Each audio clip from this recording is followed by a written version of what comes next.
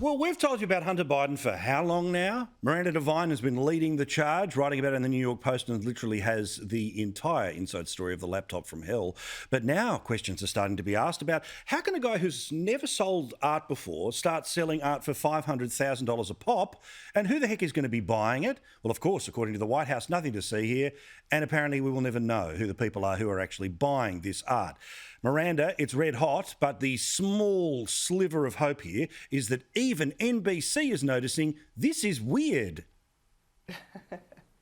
Hi, Paul. It is funny, isn't it? 9 months after the New York Post published our original stories from the laptop, and after all this time of revelations, finally, the Washington Post and the New York Times and NBC are paying attention. And just on this little sliver of an ethical issue about Hunter Biden having these paintings, which, they're quite nice, but the critics are divided on them.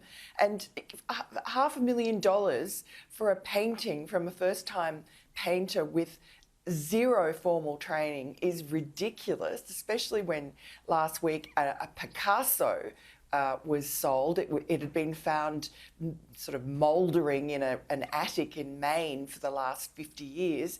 And that was discovered and sold for $150,000. So you can't tell me that Hunter Biden's art's worth 3 times more than Picasso. No, but also the central question here is who buys it? Now, if they're buying it because they like the art, cool, that's your business, whatever. But if you're buying it at an inflated price because favour and notoriety, access, all the rest of it, that's the question here, yet the White House says nothing to see here.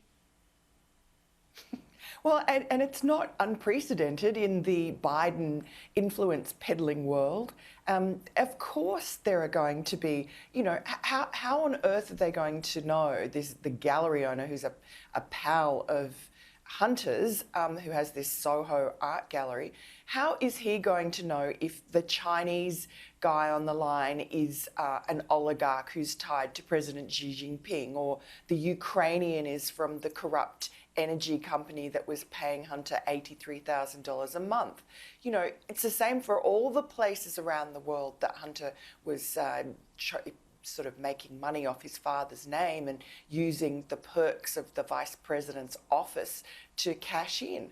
The same even domestically. There are plenty of companies in Delaware that were big donors to the Biden coffers and benefactors to the Biden family for decades. There's all avenues that people could use to buy influence into the White House. And the solution that the White House has is that they're going to keep secret the names and the countries of origin of the buyers from everybody. So that's less transparency, and yet they're trumpeting, this is the most transparent, the most ethical White House that's ever been, which is just a joke. But also, all roads lead back to an incurious media, right? Where literally every single unsourced story, we need to know everyone who stayed in a Trump hotel, all the emoluments clause, this was forensic. This is where we've lived for 4 years, and then it's the exact opposite and dead silence. That's the thing that, you want to laugh at, but it's actually quite incriminating to the media about how incurious they are. Well, it's kind of incredible because, they may say, well, we don't have the laptop, but we've, written enough stories with enough clues and enough evidence on the table for the rest of the media to be able to ferret them out and follow them up. And until they do, really the White House can just keep on ignoring the New York Post and the various smattering of other media that are trying to do the same thing. And until the New York Times and the Washington Post take it seriously, the White House can just keep stonewalling and not answering our questions and ignoring it. And, and hope it goes away. And it is going away. They've gotten away with it. They got away with it before the election. They had the full might of the establishment helping them cover it up, from big tech censoring the New York Post story, locking our account for 2 weeks, to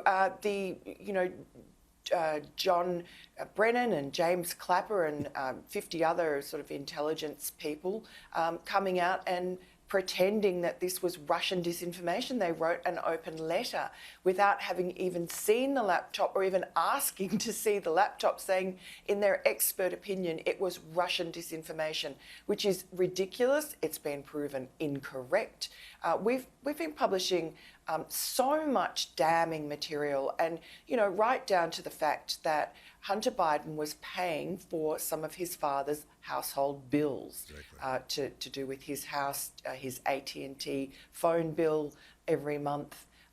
It's damning, and we also have records of meetings of Joe Biden with Hunter Biden's business associates, at least a dozen of those, some of them in the White House, some of them at the Naval Observatory, which was the Vice President's residence. We have photographs from 5 of those meetings, and yet nothing to see here. Nothing to see here, ever. Well, there's plenty to see in the book, the hard copy out in full, and plenty between now and then with you in the New York Post and all the other places, and we love talking to you here. You're a rock star, Miranda. Thank you, mate. Thanks, Paul.